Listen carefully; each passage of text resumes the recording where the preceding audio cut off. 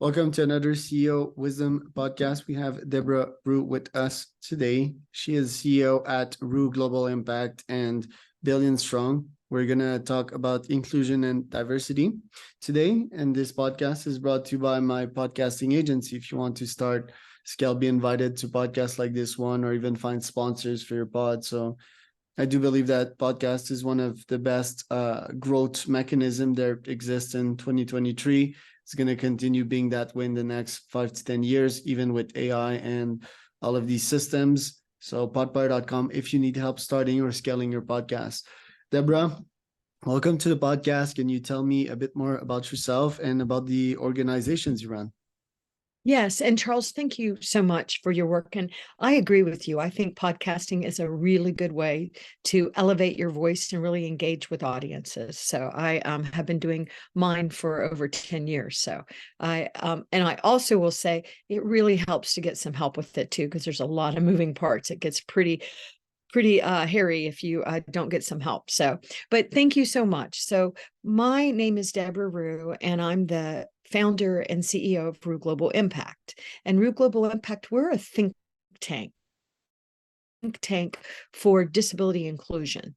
More and more as the world shifts and moves and technology just becomes more and more important to us, it's very important that we also make sure that all of the humans are more meaningfully included, and leaving out large segments of people is just not a way forward anymore. And so Rue Global works with large corporations, governments, UN agencies, organizations of persons with disabilities, to really make sure that we're humanizing some of these conversations, because people don't like you to say, oh, we want to make sure that my website's up. Oh, is it accessible to all of us? Oh, I don't know.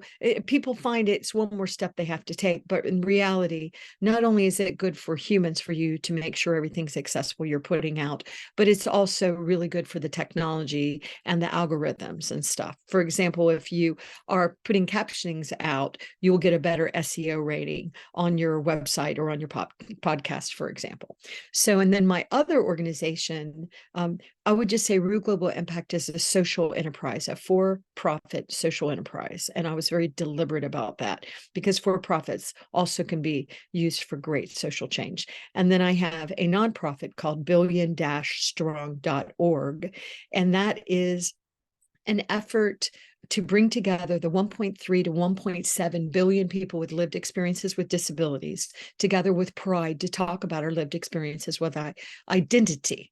The reality, even though people with disabilities are left out in record numbers, we are such a large community that if we really did come together and align in a really powerful grassroots effort, we would be able to employ each other, invest in each other, support other diverse communities.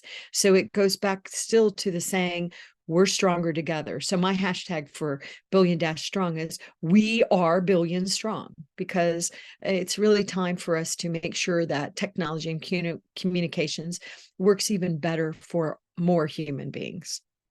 So let's say that I become blind, or that I lose limbs, and by what this could happen to me, like me, I'm a biohacker, so I want to live for a very long time and avoid the avoidable. I think we can prevent most of the ills in this day and age if we're careful and we invest the time and energy, but that doesn't stop me from going outside of my house and being hit by a car, so and I often ask myself these questions as a stoic, not only to be grateful to have the life that I have, but I think I'm a fairly adaptable person. I would still be happy in pretty any circumstances. Even if I'm paraplegic, I'd find a way to thrive.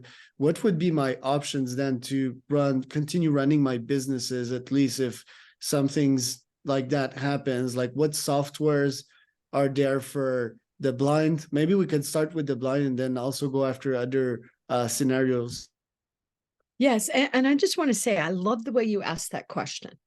I don't know if you realized it, but the way you asked that question was very, very sensitive, because we hear people saying stupid things like, oh gosh, if I was blind, I'd rather be dead than blind. Okay, wow. And they're saying that to their coworkers that are blind. Okay, please don't say stupid stuff like that. But anyway, so I liked how you said it as an empowering way, because reality is sometimes you get on a horse and you get off and you're paraplegic. I mean, sometimes life happens. And also, I believe that we are biological beings having spiritual experiences, or spiritual beings having a biological experience. And so we're more than just our biological body. But as you know, and you practice, it's important to take care of our bodies, to eat right and do everything we can to have the best performance with the bodies that we have. But for example, if you were blind or you became blind, there are so many technologies that support those efforts. More and more, we have just mainstream technologies. So you should be able to get on any other technology that anybody else is getting on if it has been designed the way it should be legally and it is fully accessible. But an example of something that a person that's blind would use would be something that's called a screen reader. And so this is software technology that reads behind the code. It reads the code, I should say, not behind the code. It actually reads the code. So if, for example, if you coded, and I used to be a coder, but you've coded in a graphic and you say the name of that graphic is graphic 1, graphic 2. Lazy, can't be doing that. Instead, you would describe what that graphic is, because maybe you just use that graphic for those of us that can see, or maybe you use that graphic to denote something you have to do. And so then you have to code that in a certain way. And how you do that is very well known, very easy to find. It's actually easy one at a time. It's when you're talking about billions of objects all at once that gets a little bit more complicated, to be fair. But it is known, society knows how to do it. And that's an example of how somebody that is blind would utilize the computer. Now, that software could read it out loud. So right now, Charles, I can see. So I can see on your screen, it says your name, CEO at Top Leads, cold email, where you are in Mexico. But if I was blind, my screen reader would need to read that to me or present that to me in different ways, because maybe I don't want you to read it out loud. Maybe I want you to put it in a document. There's different ways of doing it. So it's called assistive technology to accommodate or provide an adaptation if you're living in UK, for example. If you're deaf, for example, captioning. Captioning is good for all of us, but it's essential if you're deaf. If you're somebody that can't use their hands, well, if the website's been coded correctly and you're not always saying click here, because there's different ways of getting these things done. And our community knows how to navigate these computers. But where our community gets in trouble is when the people building the technology just don't want to take the time to make it fully accessible and follow the standards of the land. Throughout the world, we follow the standards of the W3C. So there's a way to do it, and our community knows, but at the same time, we're fighting a lot of stigmas and, oh, you're blind, you don't want to work, we'll just give you, no. People with disabilities are people. They, a lot of us want to work, some of us don't. And another thing to remember too, Charles, is that of our community, only about 20% of our community can you tell that we have disabilities. If you see somebody and you can see, what a blessing, and sometimes you can tell a person is blind. Maybe they have a white cane. Maybe they appear like something's wrong with their eyes and they have a guide dog, or I don't want to say something's wrong with their eyes, but you can get a visual cue. But there are so many ways now with technology that we can give people whatever they need, regardless if they can't see or they can't hear. And so we just have to change society's minds about meaningfully including us in all of these conversations. So there's progress, but now we're trying to change society's minds about what people can do. And once again, 20% of our population, you might be able to tell have a disability, like my daughter born with Down syndrome. But I also, Charles, have a disability. I am neurodiverse and I'm ADHD, which I'm joined by about 65% other business owners and entrepreneurs. About 65% of entrepreneurs have ADHD or dyslexia. And those of us that are like this, so many of us, actually I didn't want to work for somebody else. I had ideas of how I could do it myself. So we are a lot of times innovative. And I'm hoping more people will really own their lived experiences. Yeah, I have ADHD. What does it make me? It makes me high strung, makes me a hard worker. But it also causes me to work so hard that sometimes I cause myself major anxiety. Okay, well, that's bad, but yeah, that's what we do a lot of times anyway. So it's exciting.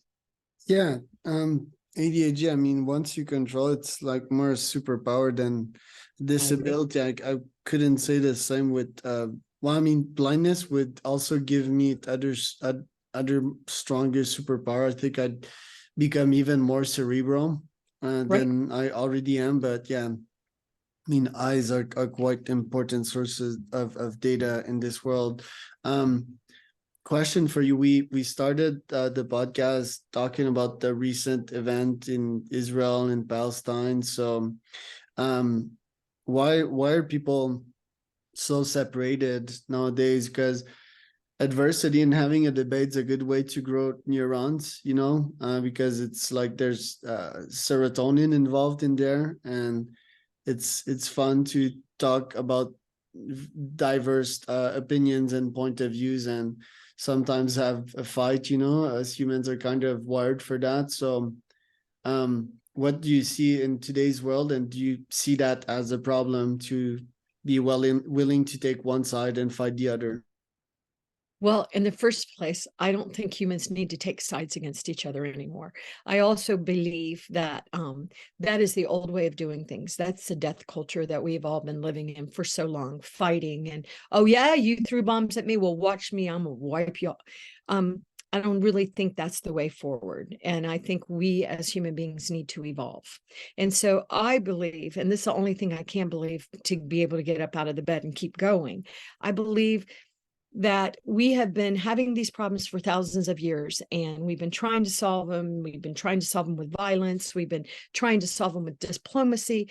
But I think it's just really the last gasp of the old way of doing things, because it is so ridiculous that we fight and that we have wars. It's so ridiculous that one country fights and fights and fights for people with disabilities to be included, and then they attack each other and they're just killing people with disabilities and children and other humans. And so I believe a couple of things, Charles. I can't stop what's happening in the world, but what I do is I do not watch it. I do not sit glued to my television set and listen to these negative news. I don't watch it on social media. I don't join. What I do is I get up and I hope the world can be a better place, and I try to make a difference. Every single day, I try to smile at people if they can see me. I try to make a difference, because I was talking to a woman the other day and she's like, oh, can you believe who might be the president of the United States again? And I'm not going to say the name, don't want to give any energy to it. And I'm like, stop watching it. Stop watching it and go and do something positive in your life. Well, I want to be informed. I said, well, what you're telling me is the same crap I was hearing 3 years ago. Stop watching it. Stop watching the jokes about it. Stop watching the shows that are so funny. Stop letting that negative crap in your own brain. And then a lot of us need to gather together, and we need to make the world a better place by supporting each other, so that we can learn not to do what's happening right now in the Ukraine and in Russia and other places in the world. It's horrifying to watch. And where does inclusion stop? Like, should we include Donald Trump and terrorists in our conversations? Like, where does it stop? Wow, Charles, that's a really great question. I will say I talk a lot about accessibility and inclusion, obviously, on my shows. And I had somebody from the BBC come in, and they said they started this one training class when they were talking about programming. And they asked that question, Charles, who should we leave out? And the people in the room who knew the conversation was about inclusion were freaked out that he said this. And they're like, oh, nobody, we shouldn't leave out anybody. And he's like, well, what if it's adult programming? Shouldn't we leave out the children? We should leave out the children for adult programming. So you bring up a really good point in that I, by the way, don't have an answer for that great question you just said, but I heard something yesterday on a podcast, which I consume podcasts to to learn and educate myself. But they were talking sort of about that from the frame of somebody had said this man was an extremist. And he said, wow, you're starting this interview calling me an extremist. I thought we were going to have a conversation where we talked about these things. And it was a very interesting point, because are they terrorists? Are they? So I can start labeling. You mentioned a word that I don't like to mention, and I'll just say the first name, Donald. Sorry, I just don't want to be in that energy with him anymore. And so I feel my late husband, who died sadly, a few years ago, we both said after that man got elected as president in the United States, did we just laugh our way to this? Did we laugh our way by watching all the daily shows and all this? Did we just laugh our way to this? And so I believe that energy is very important. And so I'm not saying anyone should be left out, Charles, but at the same time, I find a lot of people that are focused on making the world a worse place don't really care about these topics. I might be wrong, but that's what it appears. So I think the ones of us that want the world to be a better place and to focus more on this positive energy and just trying to make a difference when everything sometimes feels like it's burning around us. I don't know how else to do it, but to focus on that. We had a potential answer to that. So like if they don't want to be included, then that's one. And two, it's a community, right? So if you take value out of it, and if you do terror acts or acts that are just not productive for the greater good, then you should be left out, and you should know these rules before you enter that community, just to, for the sake of simplicity. And then I'm like, isn't inclusion adding complexity to the equation? Well, yes, I saw the LGBTQIA plus, that there's so many letters in there, but I feel that's also how people feel when they look at my LinkedIn profile. It's so complex that I give them headaches, so I think, yeah, it's my duty to like keep it simple, but also I appreciate the fact that humans are complex, and I love complexity. I know that our brains are not made to handle that much information. I think they will be with new technologies such as Neuralink and so forth. And that will allow us humans to have a better view of this world, because I feel our brains are not evolving fast enough to just understand the nuances of situations and so forth. Any thoughts on these thoughts? Yes, and I love the way your brain works, by the way. But I would just want to, I want to say a shout out to to the LGBTQIA plus, because one thing I did not understand about that, because these are my brothers and sisters in diversity, they've been excluded because they love the wrong person. What? I don't understand how love is ever bad.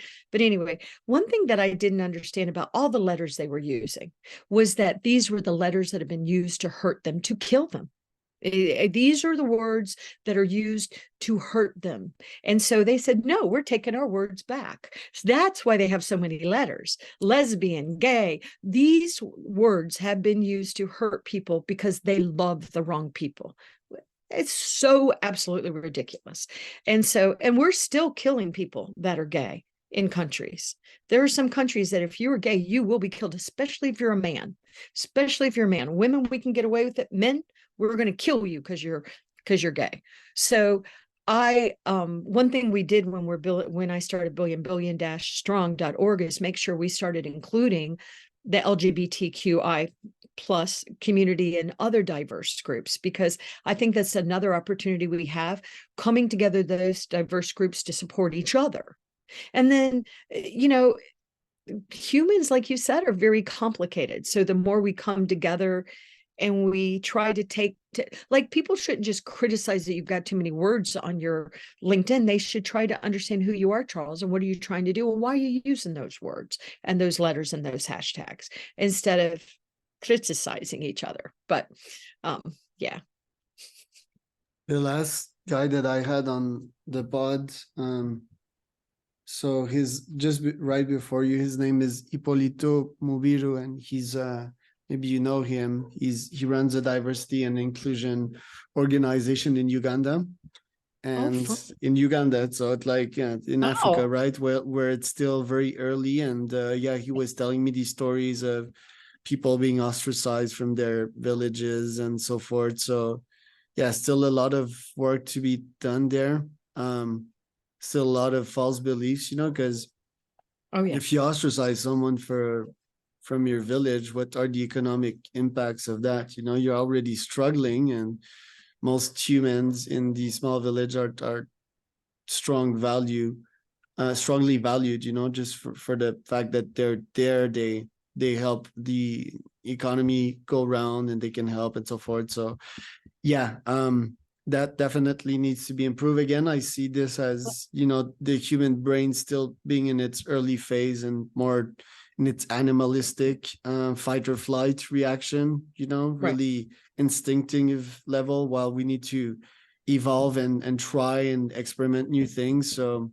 yeah, definitely a good way also to make that topic evolve is talk about it and grow neurons. And instead of debating people and trying to always win something, why not just be relaxed about it and understand that first, we don't have like all the information needed to win and being the smartest, and that's not even the goal. When you talk to someone, is to gather points of data, analyze them, see what you make out of them, and who knows, grow some neurons if you're lucky. So I encourage people to do a bit more of that through podcasting, or just having these conversations, maybe setting the rules up front, because a lot of people do not have these mental rules, and they get very stressed out and anxious and angry when they talk about these things. They're not there mentally and emotionally yet. So that can help setting the rules.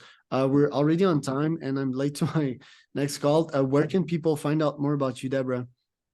They can follow our websites at ruhglobal.com and billion-strong.org. But I'm also all over social media at Deborah Rue, DebraRuh. And I'd love for people to follow us and use our hashtag, We Are Billion Strong.